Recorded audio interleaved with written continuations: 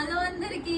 ఒక చిన్న పని మీద బయటికి వెళ్తా ఉండి అమ్మ వాళ్ళ ఇంటికి వచ్చిన దారిలోనే కదా అని చెప్పి ఇంకా మమ్మీ సాయంత్రం పూట వచ్చినా అని తినకుండా వెళ్ళకూడదని చెప్పి రాత్రి వరకు ఉంచి అన్నం కూర వేసి పెట్టింది. స్పెషల్ ఏందో తెలుసా, రోజు మా మమ్మీ తింటుంటుంది కదా చికెన్ అన్నం. మా మమ్మీ కాదు, నేను కూడా తింటున్నా.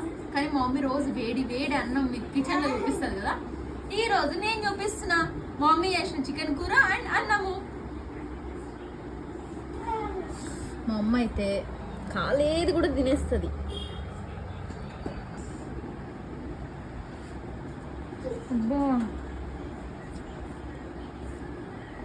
మమ్మీ చేసింది ఎన్ని రోజులైంది నా దగ్గరకు వచ్చిన ఈ మధ్య చేయలేదు.